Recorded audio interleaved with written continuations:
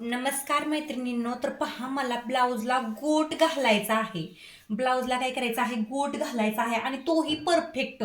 आणि मी तुम्हाला शिकवणार आहे की परफेक्ट ब्लाऊजला गोट कसा घालायचा. तर कुठेही वेळ न घालवता मी लगेच व्हिडिओला सुरुवात करणार आहे. तर पहा कसा गोट घालायचा. तर त्यासाठी हे तुम्ही क्रॉसमध्ये घेऊ शकता किंवा सरळ अशी पट्टी घेऊ शकता. जर तुम्हाला ही पट्टी कमी पडली असेल तर तुम्ही त्याला अशा प्रकारे जॉईंटही देऊ शकता. फक्त जॉईंट दिल्यावरती त्याला काय करायचं, नक्काने अशा प्रकारे त्याला प्रेस करायचं, म्हणजे तिथं गोट असा जाड किंवा तिरकस वगैरे होत नाही. तर अशा प्रकारे ही पट्टी तयार करून घ्यायची. तर ही पट्टी कमीत कमी 1 इंचाची असेल तर नाजूक गोट होतो आणि 1.25 इंचाची असेल तर थोडासा नॉर्मल मोठा गोट होतो. म्हणजे ही पट्टीची जी लांबी आहे एवढी, तर ती तुम्ही 1 इंचाची किंवा 1.25 इंचाची घेऊ शकता. तर ही पट्टी पहा अशी ठेवायची आणि थोडीशी टेपच्या फक्त 2च बॉक्स एवढी पट्टी आतल्या साईडला डुंबडायची. टेपचा 2 बॉक्स म्हणजे पाव भाग. आणि त्याच्यावरून काय करायचं, इथून तिथून टीप मारून घ्यायची. पहा काय करायचं, त्याच्यावरती टीप मारून घ्यायची. तर टीप मारल्यानंतर काय होतं, ही पट्टी आहे ती एकदम परफेक्ट आणि व्यवस्थित. पहा, दोन्ही पार्ट एकामेकावरती दुमडून पण गोट घालता येतो. परंतु अशा प्रकारे गोट घातल्यानंतर काय होतं, गोट उलट पडत नाही किंवा त्याचा आतला जो भाग असतो म्हणजे दोरे वगैरे ते बाहेर दिसत नाही. असं दुमडून घेतल्यानंतर हे दुमडून घेणं महत्वाचं आहे. पहा अशा प्रकारे हे काय करणार आहे, मी पट्टीला पूर्णपणे रेडी करून घेणार आहे. तर 1 ते 1.25 इंचाची पट्टी घ्यायची आणि जेवढी तुम्हाला लांब हवी आहे तर तेवढा त्याच्यावरती एका साईडनं अशा प्रकारे टीप मारून घ्यायची.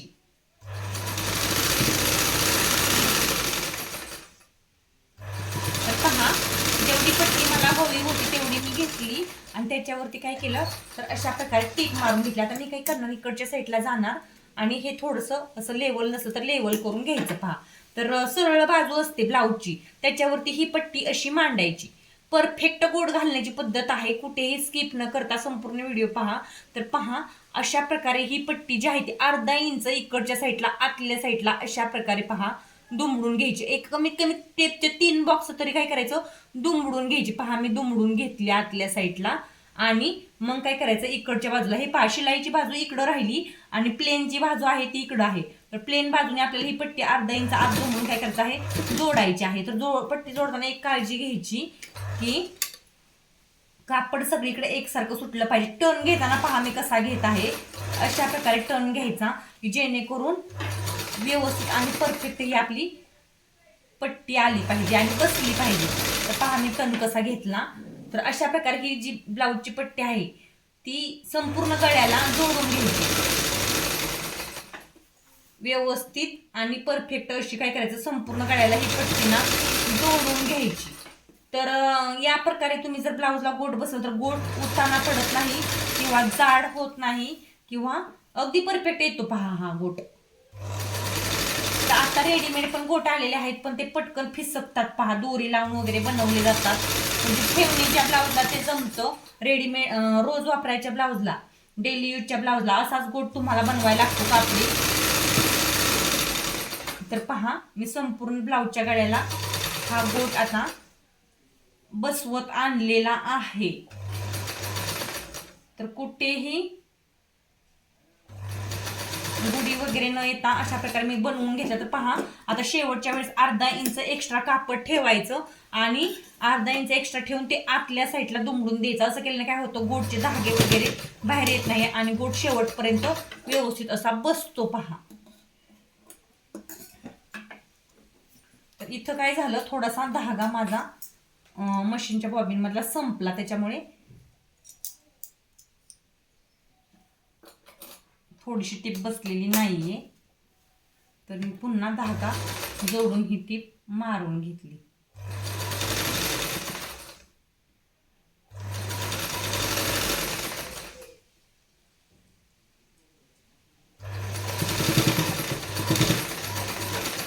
तर जोडून घेतली पूर्ण पट्टी. एक्स्ट्रा धागे असे जर तुम्हाला कुठं आहेत, जास्त असतील असं वाटलं तर तुम्ही ते काय करायचं, कट करून काढायचे. म्हणजे पुन्हा ते गोटातून ना अजिबात देखील बाहेर येत नाहीत. पहा, तर 2 टिप्पा झाल्या, एक म्हणजे पट्टीची झाली आणि दुसरी म्हणजे पट्टी ब्लाऊजला जोडण्याची झाली. तर आता काय करायचं, हे पहा अशा प्रकारे हे पूर्ण, हे पहा अर्धा 1 इंच इकडच्या साईडला आत होतं ते असं याला चिटकून धरायचं आणि चिटकून धरल्यानंतर काय करायचं, ही जी आतली पट्टी होती पहा, आपली ही टीप असते ना, टीप ही जी शिलाई असते ना आतली, ती या गोटाच्या बाजूला अशी धरायची.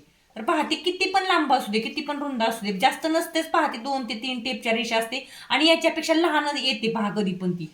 तर आता काय करायचं, हे अर्धा इंच इकडच्या साईडला असं चिटकून धरायचं आणि हे याच्यावरती अशा प्रकारे फोल्ड करायचं.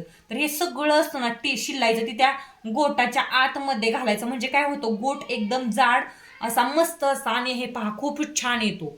आणि आतल्या साईडनं पहा हे अशा प्रकारे. तर हे अशा प्रकारे येण्यासाठी काय करायचं, आपलं बोट असतं ना, हे पहा मधलं बोट, त्या बोटाने हे कापड इकडं सरकावायचं, हे कापड इकडं सरकावायचं आणि दुसऱ्या बोटाने हे कापड आहे ना, आतल्या बोटाने हे दाबून धरायचं, दुसऱ्या बोटाने हे त्याच्यावर अशा प्रकारे दुमडून घ्यायचं.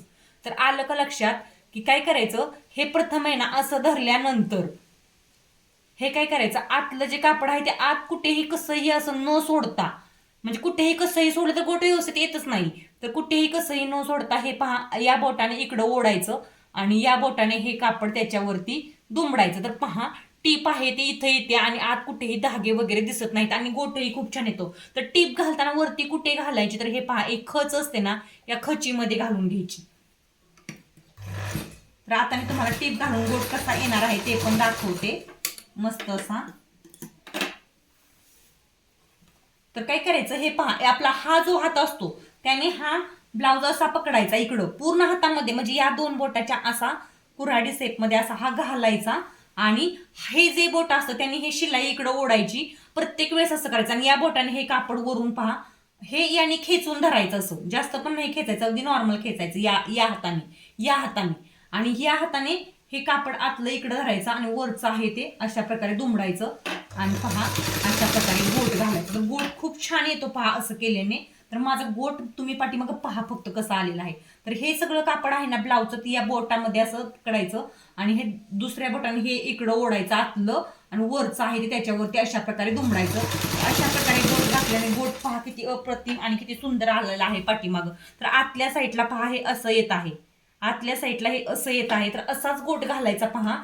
तर ही परफेक्ट मेथड आहे गोट घालण्याची. कुठेही कापड न कट करता, कुठेही न गोडी वगैरे येता ब्लाऊजचा गोट पहा अशा प्रकारे ज्यावेळेस तुम्ही घालणार असं धरून कापड, त्यावेळेस तो परफेक्टच येणार पहा आणि जाडही होणार नाहीये कुठं आणि एकदम परफेक्ट आणि एकदम व्यवस्थित असा हा गोट येणार पहा. तर टन घेतच हा गोट घालून घ्यायचा. प्रत्येक वेळेस हे कापड यामध्ये गुंतवायचं आणि प्रत्येक वेळेस हे कापड या बोटाने इकडे ओढायचं आणि दुसरं आहे ते त्याच्यावरती दुमडायचं. तर फक्त हा गोट घालणं म्हणजे बोटांचा खेळ. गोट घालणं म्हणजे काय, तर बोटांचा खेळ आहे पहा. ब्लाऊजला गोट घालणं म्हणजे बोटांचा खेळ आहे. जसं बोट तुम्ही वळवचाल तसाच ब्लाऊजला छान असा गोट येणार पहा तुमचा.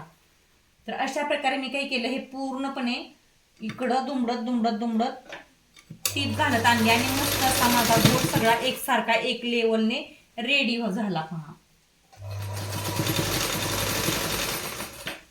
तर अशा प्रकारे मी काय केलं, सगळ्या ब्लाऊजला पूर्ण असा गोट परफेक्ट आणि व्यवस्थित पहा घालून घेतला.